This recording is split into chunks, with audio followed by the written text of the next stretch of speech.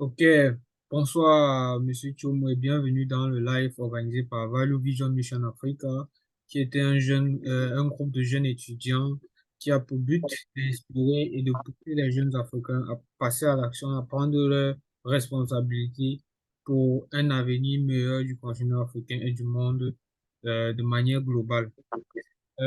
Aujourd'hui, il sera Merci. question pour nous de parler de ta personne en tant qu'artiste percussionniste. Euh, Si on te demande aujourd'hui de dire qui est Tiomo, Lyon Tiomo, comment vas-tu te définir aujourd'hui?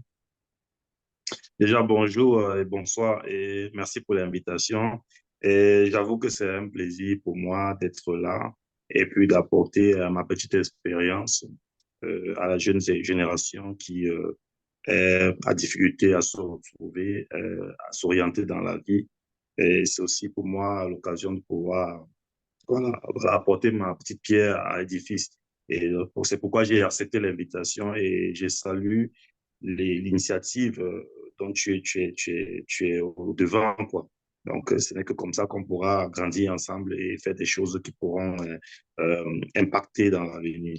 Donc, voilà, pour répondre à ta question, je m'appelle Lyon Thiomo. Lyon, c'est mon nom d'artiste, en fait, qui est Lyon, c'est un peu pour déterminer, pour définir ma motivation dans la vie. C'est comme un lion qui est toujours assoiffé de recherche, assoiffé de manger, entre guillemets. Et voilà pourquoi je me suis approprié ce nom-là, qui est un peu une sorte de motivation pour moi. Et puis, Thiomo, c'est mon nom de famille, c'est le nom que j'ai hérité de mes parents et j'en porte fièrement. Et voilà pourquoi je le mets toujours, parce que l'Afrique se définit aussi par celui-là qui accepte son nom, quoi. Ok, merci. Actuellement, si je ne me trompe pas, tu es artiste percussionniste. Ouais, exactement. Donc, je suis artiste musicien, batteur percussionniste. Ouais. Et puis, j'explore plein d'autres instruments. Et je me suis beaucoup plus axé sur les percussions parce que c'est un volet assez large qui me parle un peu plus et qui est un peu plus original et naturel, si je peux le dire. Ok. Bon, j'aimerais par là commencer parce que je sais que tu es basé à Berlin en Allemagne. Exactement. Berlin en Allemagne. Et Exactement. j'aimerais avoir un peu ton parcours jusqu'ici, comment tu as fait pour arriver en Allemagne. Et après, on va passer à la question suivante. Moi, c'est toujours une question qui revient toujours par tout ce qui m'a posé. Alors, voilà, j'ai un parcours assez bien préparé. Et déjà, j'ai commencé assez tôt en tant que musicien amateur au début, avant de me professionnaliser.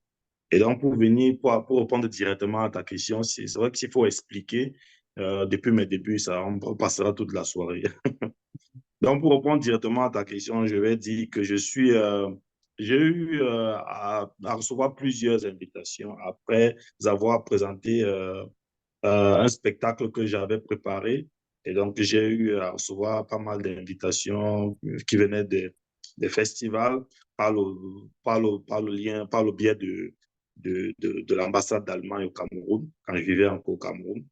Et c'est comme ça, parce que je faisais déjà pas mal de choses quand même avec l'ambassade et avec l'Institut Goethe qui est à Yaoundé où je vivais. Donc, je faisais déjà pas mal de projets artistiques avec eux. Et donc, c'est comme ça que j'ai bénéficié de cet appui-là pour pouvoir avoir d'autres invitations ici au niveau international, en Allemagne plus précisément, où j'ai eu à venir plusieurs fois. Je venais pour présenter mon spectacle dans différents festivals et événements. Donc, je suis venu plusieurs fois et puis c'est par la suite que j'ai décidé de m'installer, quoi. Euh, Tu as parlé d'un spectacle qui t'a fait connaître, je peux dire comme ça. Et c'est un Ouais. spectacle de musique folklorique, de percussion, ou bien, je ne sais pas, tu peux un peu décrire ce spectacle-là qui fait de toi aujourd'hui, il peut dire le lion. qu'on connaît. En fait, depuis le Cameroun, j'avais toujours cette envie de ressortir ce qui est en moi, parce que je pense qu'en tant qu'être humain, chacun a quelque chose qui lui parle à l'intérieur de lui. Et il faut pouvoir trouver cette chose. Et cette chose-là, je pense, à mon avis, c'est la chose la plus honnête qui nous parle. Et il faut pouvoir la trouver et puis la sortir. Et quand elle est sortie, elle est cette chose qui est vraie, parce qu'elle vient de l'intérieur de nous. Parfois, les gens n'arrivent pas à se retrouver parce qu'ils ne sont pas assez vrais envers eux-mêmes. Donc, moi, j'ai eu cet appel de moi-même, de mon intérieur. Et voilà, j'ai commencé à créer les musiques à partir de nos instruments traditionnels. On en a au Cameroun une diversité, c'est tellement varié, on en a beaucoup. Si on va compter, on a à peu près plus de 250 ethnies. Imagine-toi autant d'ethnies, autant d'instruments, autant de rythmes.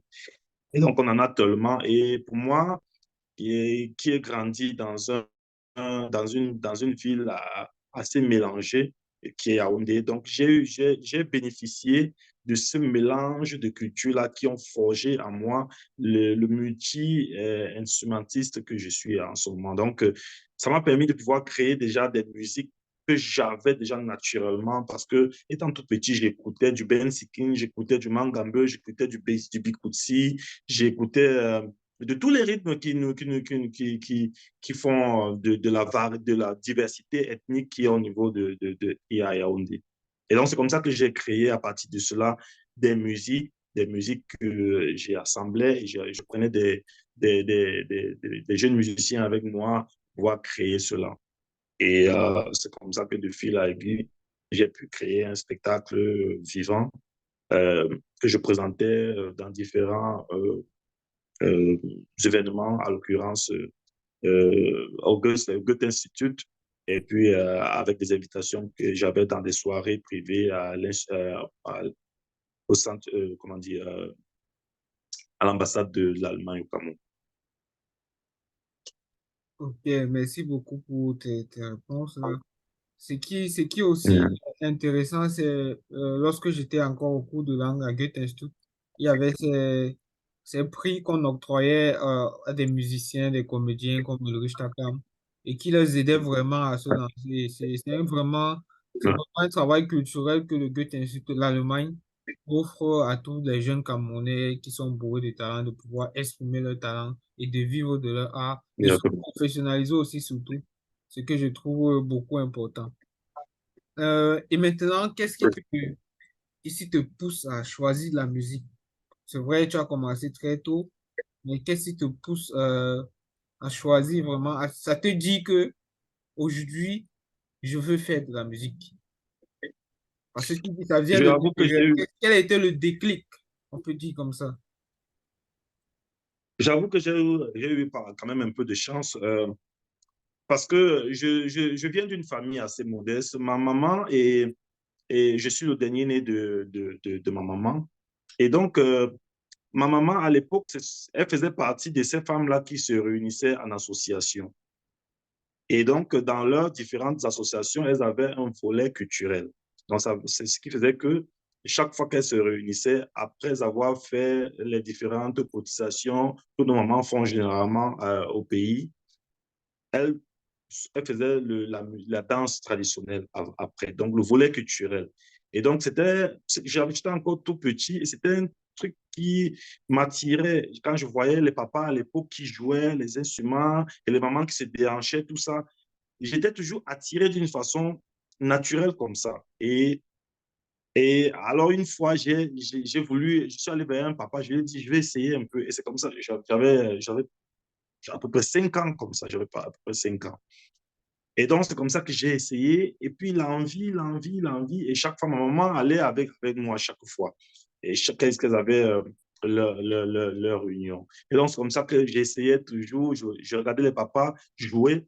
Et c'est comme ça que ça attirait, ça aiguisait toujours mon appétit à pouvoir pratiquer cela. Et donc, pendant toute mon adolescence, je le faisais toujours. J'allais à l'école, je le faisais. Le week-end, on le faisait toujours avec des jeunes de mon âge à l'époque. on le faisait au quartier, tout ça. On animait, on faisait les trucs.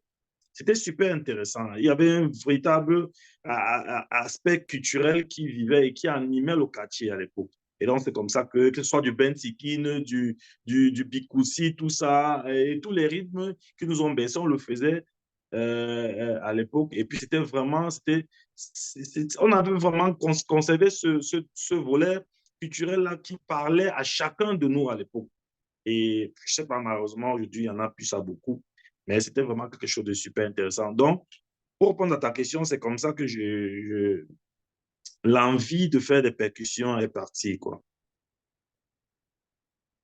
De, de l'entourage déjà familial, du cadre familial et de l'atmosphère qui se créait dans le quartier lorsque vous organisez des petits festivals pour pouvoir vous divertir aussi. Ok. En fait, c'était pas des festivals, c'était juste on va dire, des soirées récréatives. C'était on pouvait faire ça dans les mariages, les deuils, on jouait. Ou alors, parfois, le samedi soir, on se réunissait au quartier, on jouait sans véritable occasion. C'était pour nous une façon de, de, de vivre notre culture. C'est-à-dire que de pouvoir manifester notre culture à travers la danse et les percussions qu'on faisait à l'époque. Il y avait des jeunes filles qui dansaient, elles apprenaient les pas de danse, tout ça, et nous, on jouait. C'était super intéressant.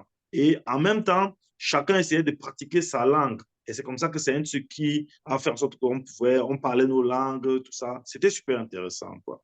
Donc, ça veut dire que quand je t'écoute, je vois un peu cette nouvelle vague avec le mbolé.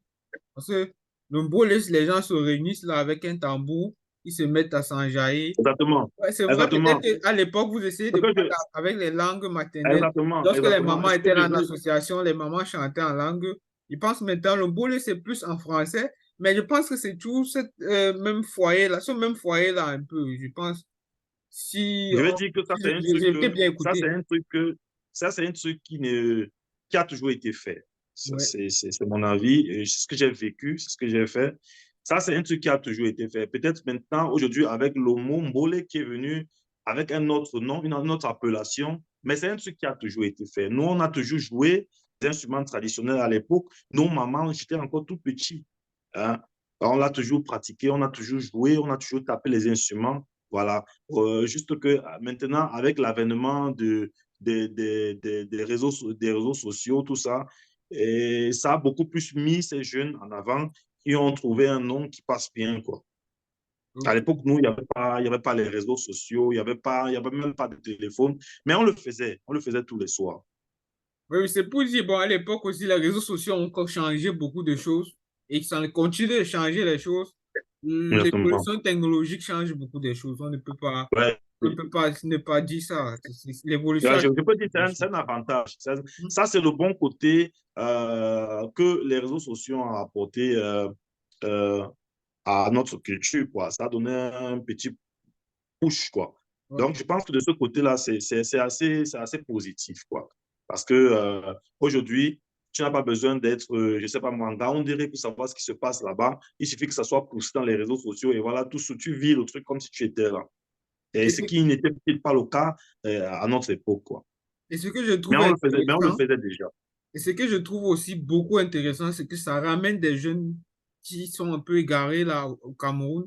Ça les amène à voir quelque chose à faire. Et c'est ce qui, moi, je trouve plus intéressant dans ce mouvement de boulet. Parce que j'étais à Emana, quand ces gens-là dansaient sans jaillir, ils oubliaient tout. Je pense qu'ils étaient eux-mêmes heureux, Exactement. ils avaient un certain plaisir et que chacun pouvait même ramener un peu d'argent chez lui à partir de ces petites prestations de boulet et autres. C'est ça que moi, je trouve aussi intéressant. Et maintenant, Ouais. j'aimerais qu'on arrive sur... Tu as quelque chose à ajouter parce que je vois, tu... Non, non, non, je voulais tout simplement renchérir ce que tu étais en train de dire. En fait, c'est ça aujourd'hui qui permet aux jeunes de pouvoir gagner un peu d'argent, jouer quelque part. Nous, on l'a fait. En fait, nous, on le faisait, on allait dans les marchés, on allait au marché Mokolo, on tapait nos percussions, tout ça. On a fait ça. Mais juste que, comme je disais, aujourd'hui, il y a un nom qui est né et qui a mis encore ça en avant avec les réseaux sociaux. Et maintenant, j'aimerais te parler. La dernière fois qu'on s'est rencontrés à Francfort, tu avais toujours des colliers, des habits traditionnels. Euh, J'aimerais un peu connaître ton rapport avec la nature et la culture, parce que c'est aussi un volet important, Bien parce que pour pouvoir bien prendre, sûr. pour avoir des bons choix, il faut vraiment être en adéquation avec la nature, avec soi-même et avec sa culture. Quel est ton rapport avec ces deux points-là, la nature et la culture? Ces deux domaines. Je pense que euh, déjà, je vais dire, pour savoir où on va, on doit savoir où on vient, d'où on vient. Ça, c'est la première, c'est une chose assez importante. Il faut déjà se poser la question, qui suis-je? Je viens d'où? C'est quoi mon histoire? C'est quoi l'histoire de mes parents? L'histoire de mes grands-parents? L'histoire de mes ancêtres? Comment mon arbre généalogique a été fait? De comment elle a été conçue? Les différents passages là. C'est ça, savoir d'où on vient. Donc, à partir de là, quand tu sais d'où tu viens, c'est un peu plus facile de pouvoir avancer, de pouvoir savoir, trouver ses repères plus tard. Et donc, pour répondre à ta question, je dirais que tout ça, ça a un trait. Donc, c'est un peu collé à moi, à mon histoire, à ma vie. Tu es là? OK. Alors, je disais donc que tout ça, c'est lié. C'est un peu collé à mon histoire, à ma vie. Les colliers, tout ce que je porte, tout ce que j'aborde, c'est c'est ma culture, c'est de là où je viens. Par exemple, ce que je porte là, c'est un collier fait à partir des palmistes, qui est noix de palmiste, qui a été fait par des jeunes que j'encourage au Cameroun. Et donc, c'est un peu ça, c'est un peu ces trucs-là qui sont autour de nous, qui font partie de notre histoire, qui font partie de notre quotidien et qui nous rappellent toujours qui on est, quoi. Parce que aujourd'hui, par exemple, pour nous, les jeunes, c'est un peu un complexe de s'habiller africain, tu vois, de mettre des colliers, de porter des habits en dope, des tissus dope et tout ça. Parce que c'est un peu, par exemple, en Occident, c'est un peu c'est un peu extraordinaire, c'est un peu à part de ce que les autres se mettent ici. Ils sont toujours en pull, veste, jaquette. Tout ça sont des habits communs ici en Europe. Nos habits sont un peu différents. Des tissus en paille, cousus, souvent un peu. Et comment toi-même, quand tu t'habilles un peu en afro, là, en africain, comment tu te comportes? En fait, je pense que ça ne doit pas être un complexe ou un décomplexe, quoi. Je pense qu'on doit être fier de nos appartenances, de d'où on vient. Le premier truc, c'est d'abord savoir toujours qui on est. Il faut d'abord savoir qui on est d'abord.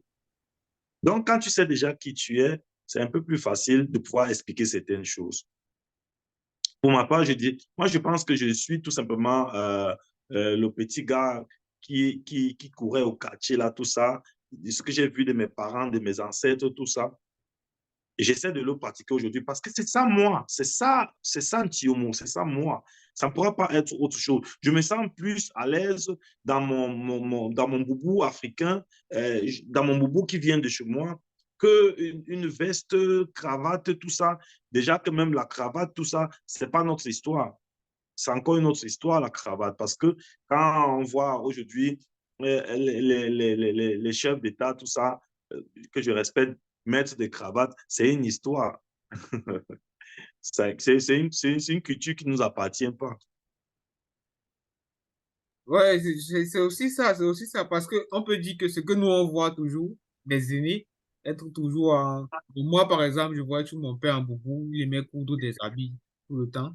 Mais par exemple, il y a d'autres là qui voient toujours leurs parents peut-être en veste pour aller au boulot, en chemise. Et c'est après, ça devient complexe pour eux de ne pas, de s'habiller, par exemple, avec des tissus, des tissus en paille, des boubous, des habits africains. C'est ça un peu la question qui On se doit, pose. se pose derrière. On doit être fier de notre culture. Je pense que c'est un travail qui se fait à la base. On doit être fier de notre culture. Enseigner à nos enfants notre culture dans les écoles, tout ça, ce sont des trucs qui doivent mettre dans le système éducatif dans notre pays. Enseigner à nos enfants notre culture. Pourquoi pas enseigner nos langues si ce n'est pas déjà le cas? Enseigner notre culture, qui on est, les faire comprendre notre histoire.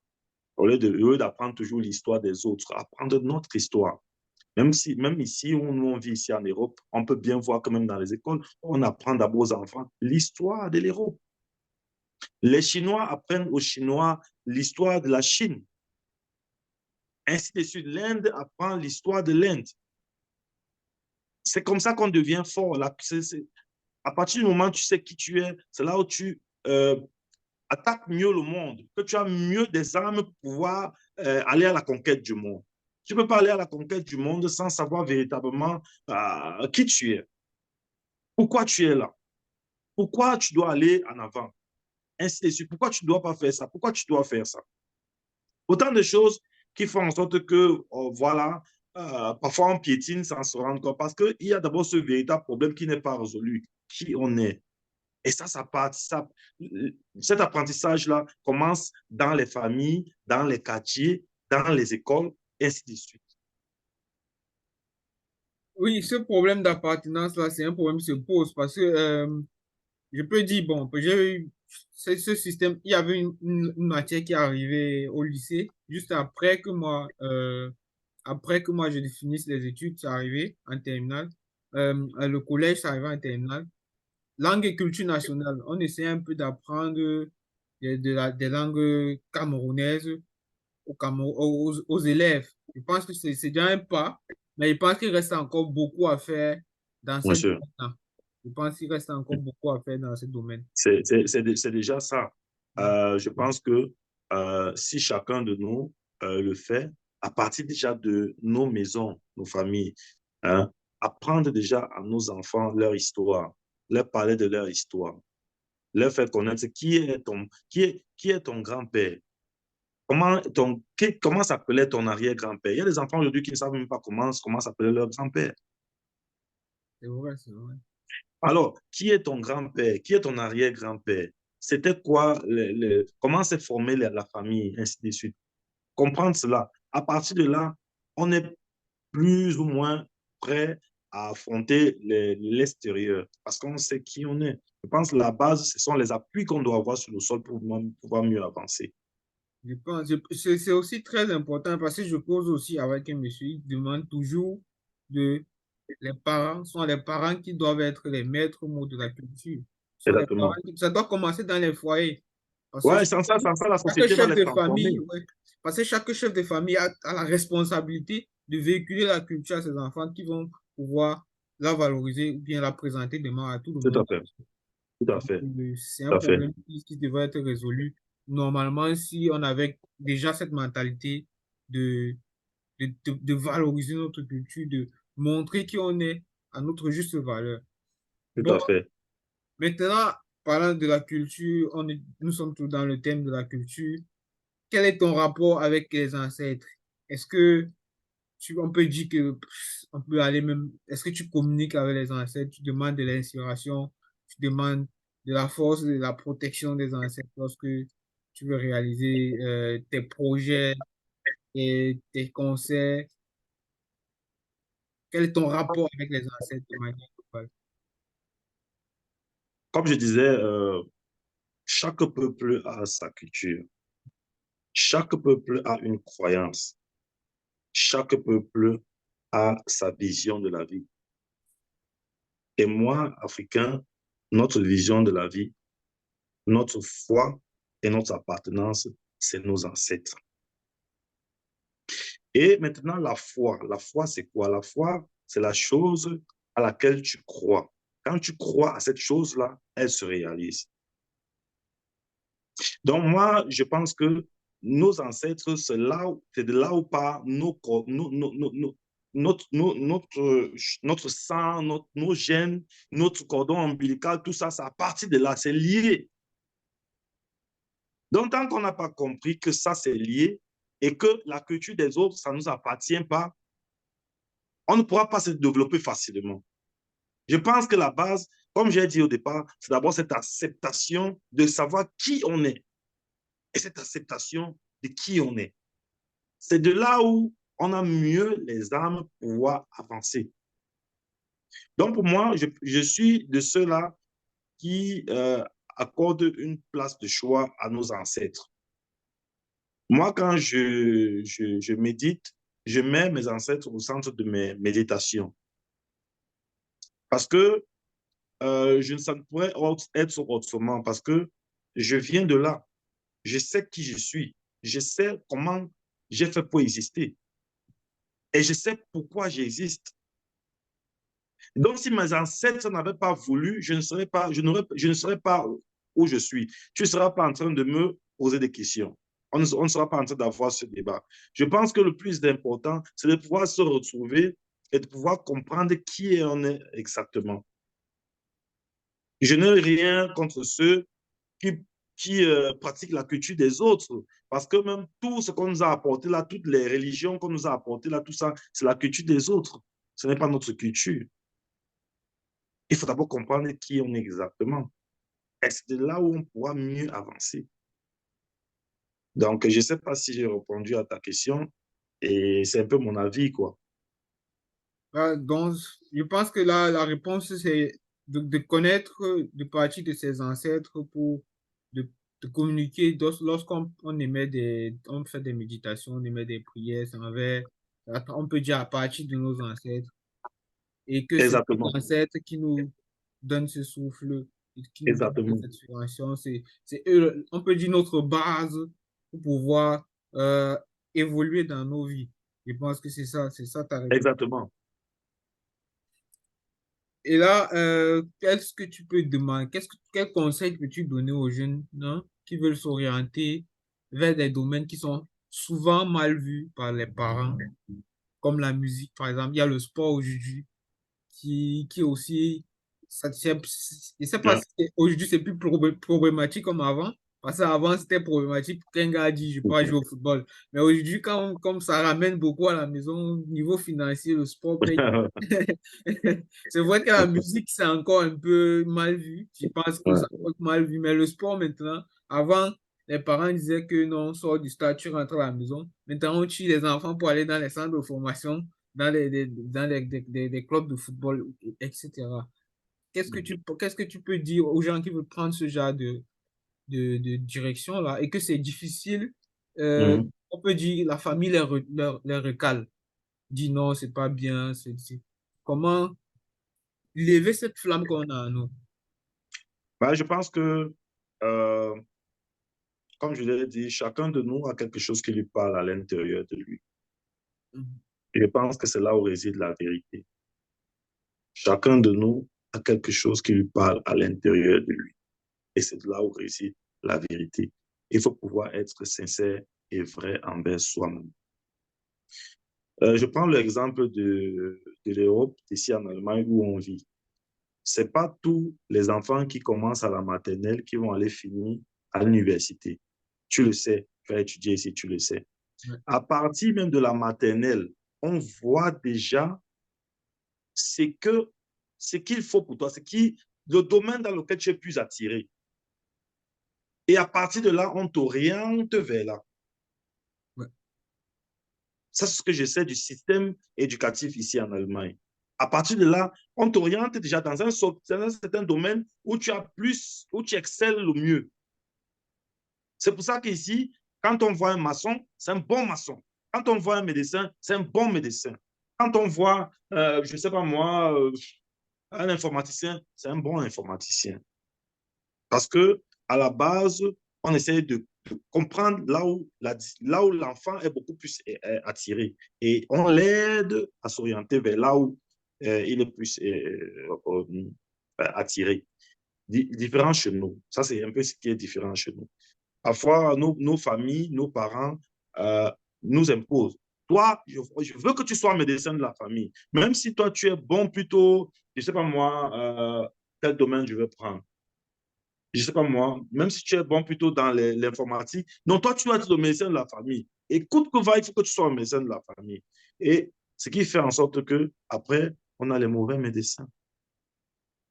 Les Parce médecins que qui n'ont pas la chacun de vocation. nous, même si tu vas apprendre, oui, tu vas lire, tu vas essayer d'appliquer ce que tu as appris. Mais tout part d'abord du don. Il y a ce don-là qui est naturel, qui vient naturellement, que c'est quelque chose que Dieu a mis à chacun de nous. C'est un don, c'est naturel. Qu'il faut d'abord comprendre qu'est-ce que je veux, qu'est-ce que je veux faire, qu'est-ce que je suis capable de faire d'une façon naturelle. Il faut le comprendre d'abord et pouvoir le reconnaître. C'est à partir de là que les choses se font après naturellement. Maintenant, ce que moi je peux dire à tous les jeunes, c'est de pouvoir ne pas se laisser influencer par les choix de X ou Y. Parce que ce serait peut-être des mauvais choix, des choix qui n'auront pas voulu, des choix dans lesquels ils ne seront pas, dans lesquels ils seront pas heureux, ils ne seront pas épanouis, ou alors ils ne le feront pas bien. Je pense que la meilleure chose, c'est de pouvoir comprendre qu'est-ce qu'on veut, qui suis-je et qu'est-ce que je veux faire exactement. Il y a cette réponse-là. Toi-même, tu sais exactement ce que tu es capable de faire, sans même qu'on te le dise. Moi, j'ai compris très tôt que ce que j'aime faire, c'est de jouer aux percussions. Heureusement, bon, j'ai eu des parents assez compréhensifs, assez bien, et puis ça a été plus facile pour moi, quoi. Et aujourd'hui, sans faire beaucoup d'efforts, j'ai réussi à toucher les cœurs des gens avec mes instruments. C'est parce que c'est naturel, c'est parce que c'est mon don, c'est parce que je fais ce qui me vient du cœur. Je ne peux pas, par exemple, être, je sais pas moi, informaticien, parce que c'est pas ce que mon cœur, même si je vais toucher la machine, ça ne sera pas comme celui qui a cela naturellement. Donc, moi, je pense que le choix de chacun, c'est quelque chose qui ne doit souffrir d'une influence quelconque. C'est quelque chose on doit pouvoir être sincère et vrai envers soi-même et de pouvoir euh, faire ce qui nous vient du cœur, ce qui nous parle à l'intérieur de nous. Parce qu'il y a ce petit truc-là qui te parle à l'intérieur de toi. Voilà. Il y a quelque chose où tu sens que tu as plus de facilité à faire. Ouais. C'est là où réside la vérité. Ça peut être facile que tu es un bon bricoleur, là. Ça peut être passé par là. Mais à la maison, le gars qui ne pas souvent facilement la table, là, c'est lui. C'est comme ça. Peut-être ça peut être un bon menuisier, peut-être. Donc, c'est un peu ça, c'est un peu ce que je peux dire. Ok. Parce que moi, je trouve que beaucoup de jeunes arrivent ici en Europe et ont des difficultés à avancer dans leurs études, par exemple. Et des fois, c'est à cause de ces mauvais choix, cette mauvaise orientation qui ne se fait pas à la base, comme ici, comme tu l'as dit, par exemple, le système éducatif s'y oriente depuis le plus jeune âge les jeunes à aller dans un domaine où ils sont le plus attirés. Ils sont le plus attirés. Et je pense que si l'orientation est bien au Cameroun ou bien en Afrique de manière générale, on aura aussi des jeunes ou bien des personnes professionnelles et plus, Exactement. plus impliquées dans leur travail. Exactement. Je Je me pense que trompe. l'orientation, c'est quelque chose de très important parce que même ici, on le voit, ce n'est pas tous ceux qui vont à l'école qui sont très bons à l'école qui vont finir à l'université. Tous peuvent commencer, mais tous ne seront pas finis à l'université. Donc, très tôt, on t'aide déjà à aller vers là où tu as plus d'aptitude. Je pense que c'est quelque chose que nos pays devraient peut-être aussi euh, voir, essayer d'installer cela. C'est un truc qui marche bien. C'est ça qui fera encore que plus tard, voilà, si on a un maçon, voilà, on a un très bon maçon. Si on a un médecin, si on a il est bon dans son domaine.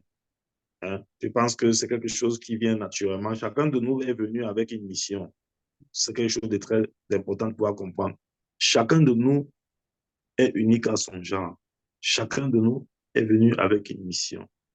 Personne n'est né pour ne rien faire. Chacun de nous. Du moment où sur 100 000 spermatozoïdes, c'est toi qui es passé. Ça veut dire que Ouais. toi, Tu as une mission. Ouais. Tu as une mission bien établie, que tu dois pouvoir réaliser. Et chacun de nous, du moment où tu as été conçu, tu es né pour venir accomplir une mission. Maintenant, il faut pouvoir le comprendre. Il faut pouvoir le comprendre et le reconnaître, sans pouvoir être influencé par le choix d'un ami. Parce que ton ami qui est mathématicien, là, tu n'es pas sûr si tu vas t'inscrire en faculté de mathématiques, tu seras aussi bon que ton ami. Tu vas piétiner, même si tu réussis à avoir. Est-ce que tu es sûr que plus tard, tu pourras avoir le boulot comme lui? Parce que chacun de nous est destiné à quelque chose. Après tes mathématiques, voilà ce qui t'attend après. C'est mon avis. Yeah. Tu n'es pas sûr que tu vas finir comme ça. Il faut pouvoir trouver sa voie. Chacun de nous doit pouvoir trouver sa voie. Et maintenant, une question que C'est je ce peux que te je pense. poser, comment trouver cette voie-là? C'est ça aussi le truc. Comment apprendre à se connaître? C'est vrai que ça passe par apprendre sa culture, apprendre de ses ancêtres. Et maintenant, quand on arrive sur soi-même, comment apprendre Mhm. à s'écouter, à écouter cette voix à l'intérieur? Comment, par Moi, exemple, je conseille toujours aux gens de ne pas se laisser. La première chose d'abord, c'est d'être vrai d'abord envers soi-même. Mhm. Apprendre à s'écouter, c'est d'abord être vrai envers soi. Ouais. Ne pas se mentir. Mhm. Parce que beaucoup se mentent à eux-mêmes. Mhm. Ne pas se mentir, être vrai envers soi. De deux, ne pas se laisser influencer par un quelconque choix, soit d'un ami, soit parce que ce que, voilà, tel parent ou tel oncle a dit. Ouais. Est-ce que ce que l'oncle a dit, est-ce qu'il est dans moi pour savoir si je suis capable de le faire? Toi seul, tu as la réponse si tu es capable de le faire. Ça passe par une grande euh, séance de méditation envers soi-même, de comprendre qu'est-ce que je peux faire, de pouvoir se poser les questions à soi-même. Et toi-même, quand tu te poses des questions, toi-même, tu as les réponses. Si tu es Poser les sincère bonnes envers questions. toi-même, Ouais. oui, si tu es sincère envers toi-même, on peut se poser des questions, mais te mentir à toi, oui, on se ment en soi-même. On peut se mentir à soi, on ne ment pas seulement l'autre, on peut se mentir à soi-même. Ouais. Ça veut dire que ne pas être sincère envers soi. Donc, du moment, voilà, tu m'as posé la question, comment faire donc pour comprendre tout ça? Et ça passe par ce schéma-là. Comprendre, voilà, qui je suis? Qu'est-ce que je peux faire? Qu'est-ce que je suis capable de faire? Tu auras la réponse. Et à partir de ces réponses que tu as, voilà, tu pourras, c'est plus facile après maintenant de pouvoir mettre certaines choses en pratique du moment où, voilà, tu sais à peu près déjà ce que tu es capable de faire. Le plus important, je pense, c'est être sincère envers soi-même. À partir de là, le reste se fait de façon naturelle. C'est oui, parce que je pense que cette sincérité avec soi-même. Je lisais encore des livres de développement personnel et là, je lisais que les victoires privées précèdent les victoires publiques. Et quand tu parles de cette Exactement. sincérité, je pense que c'est le même ordre d'idée. D'abord, avoir une victoire personnelle, savoir que je suis tel, je connais tel, le succès pour moi, je connais telle chose, je connais faire telle chose, je ne connais pas faire telle chose. C'est Et ça, c'est soit la victoire privée. Quand ça, tu l'as gagné, c'est une victoire privée. ouais, Tu ne peux pas gagner une victoire à l'extérieur si tu n'as pas déjà gagné cette victoire privée. c'est ça, c'est ça. C'est un combat qu'il faut faire envers soi-même. D'où la sincérité dont j'ai parlé. C'est pourquoi, dans ma première chanson, j'ai parlé de ça. Je parle de sincérité. Aujourd'hui, les gens se mentent envers soi-même. On se ment dans un couple. On se ment en soi-même. On se ment en couple. On se ment en ami. On se ment en tout. Donc, d'où cette sincérité-là dont je vais parler dans mon premier single. C'est pourquoi je dis, la première chose que je dis toujours, faites vrai en soi, envers soi-même. À ma langue, on dit, bimba mamana, sois vrai. À partir de là, toutes les choses se font facilement, naturellement. Quand tu sais déjà que tu as été sincère avec toi, même si ton ami va dire, gars, allons s'inscrire, allons faire ceci. Tu dis, gars, moi, je me connais. Je ne peux pas faire ça. Voici ce que je peux faire. Et donc, ne pas se laisser influencer par le choix d'X ou Y. Ça ne veut pas dire qu'il ne faut pas écouter des conseils, mais après, tu vas faire la somme de tout ça. Je n'ai pas dit qu'il faut être sourd aux conseils. Il faut bien comprendre ce que je dis. Les conseils, d'accord, mais après, tu vas faire la synthèse de tout ça et pouvoir, toi seul, tu es le maître de jeu et puis toi seul, tu sauras exactement qu'est-ce qu'il faut faire. Ouais, en fait, c'est ça le juste milieu. Trouver le juste milieu avec les avis, les conseils, tout ce qui vient de l'extérieur, Tout à fait. avec toi-même aussi, et être en harmonie vraiment avec tout cela, pouvoir trouver, et pour pouvoir prendre pour faire le bon choix, prendre la bonne décision, poser l'acte qu'il faut et au moment qu'il faut aussi. Euh, Exactement. je te remercie déjà encore pour vraiment vraiment, tu es vraiment éloquent. Je pense que tu connais vraiment.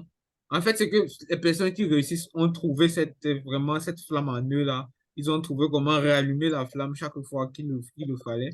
Maintenant, qu'est-ce que tu peux vraiment donner de manière globale euh, aux jeunes? Quels conseils tu donnes aux jeunes qui se cherchent, qui veulent se retrouver? Parce que c'est pas forcément la musique, c'est pas forcément. Il y a plusieurs domaines En dans général, lesquels les Africains peuvent exceller, peuvent conquérir le monde avec leur talent. Quels conseils pour donner pour qu'ils puissent trouver leur talent, travailler dessus, avoir la discipline aussi, parce que je pense que le talent n'est rien s'il n'y a pas de travail et la discipline derrière. exactement. Ouais. En tout cas, je pense que tu as dit exactement ce que je voulais dire. Je pense que, sincèrement, dans la vie, chacun de nous a un talent, Mhm. mais il faut savoir comment orienter ce talent. Il faut pouvoir comprendre qui je suis. Là, je m'adresse à tous les jeunes, pouvoir comprendre qui je suis, qu'est-ce que je suis capable de faire, qu'est-ce que je sais faire. Répondre sincèrement à cette question. Maintenant, si tu as réussi à comprendre qui tu es, qu'est-ce que tu es capable de faire, qu'est-ce que tu veux bien faire, parce il y a une différence entre ce que tu veux faire et ce que tu es capable de faire. Ce que tu veux faire n'est pas forcément ce que tu es capable de faire. Et moi, je conseille souvent de faire ce que tu es capable de faire. Et maintenant, il y a de la discipline. Mettre la discipline en soi. Moi, je vais te dire, j'ai mis beaucoup. Je me suis privé de beaucoup de choses en tant que jeune parce que je voulais atteindre certains objectifs. Je pense qu'il y a la discipline qui est, parce que tu peux avoir ce talent et tout, tu peux, mais si tu es quelqu'un de désordonné, c'est quelqu'un qui n'a pas, euh, comment dire, un plan de vie, une discipline, ce sera, ce sera pas facile de pouvoir t'en sortir, même si tu es talentueux. Hein. Comme disait Richard Bonnat, il y a toujours cette phrase qui me plaît beaucoup. Euh, L'excellence, c'est la répétition. Il le dit toujours et moi, c'est quelque chose que j'applique toujours. L'excellence, c'est la répétition dans tous les domaines, pas seulement dans la musique. Ça dans tous les domaines. Ça dit que travailler et travailler encore. L'Europe qui est aujourd'hui développée, c'est parce que des gens ont travaillé et travaillé. Oui, ce n'est que comme ça que l'Afrique pourra se développer. Chacun de nous doit pouvoir faire ce qu'il a à faire. Chacun de nous doit pouvoir être sincère pour faire ce qu'il a à faire et bien faire ce que tu as à faire, sans hypocrisie, sans tricher, mais être vrai. Faire bien ce que tu as à faire. Moi, je dis toujours, ce que je sais bien faire, c'est quand je prends mes instruments. Alors là, je vais te convaincre parce que je le fais, d'un, avec amour, deux, avec discipline, trois, avec avec la motivation totale de dépasser les frontières. Je pense que chacun dans son domaine a des capacités, mais il faut pouvoir trouver ce domaine qui est en moi, qu'est-ce que j'ai en moi, et pouvoir maintenant se mettre maintenant une certaine discipline pour pouvoir y arriver. Ok, merci vraiment pour cette parole enrichissante. Et je te remercie vraiment d'avoir accepté de manière très facile notre invitation à ce live. En ce moment, je Et te remercie. On devait le faire demain, mais mais, demain, je Ouais. dois être sur la route parce que je suis généralement sur la route très souvent le week-end. Demain, je serai dans une ville du côté, je pensais après, je pense vers Düsseldorf. Donc, je suis toujours sur la route comme ça pour des invitations et tout. Et donc, voilà pourquoi j'ai préféré qu'on le fasse aujourd'hui par rapport aussi à,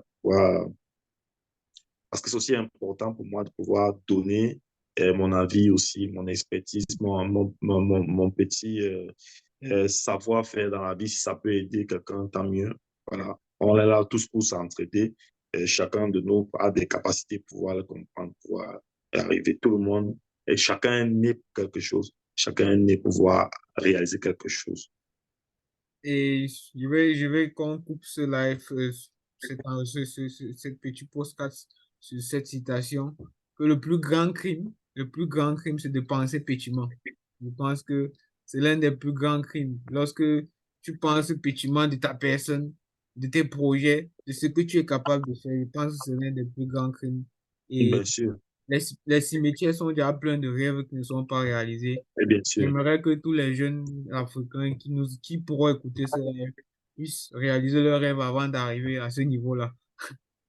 bien sûr. Je Sur pense ce, que tu as tout bonne dit. soirée. Je te souhaite un bon voyage déjà demain et Ok, merci. un week-end excellent, quoi. À la Merci, prochaine. bonne soirée à toi. Merci. Merci. C'était un Ciao, plaisir. ciao. Ciao.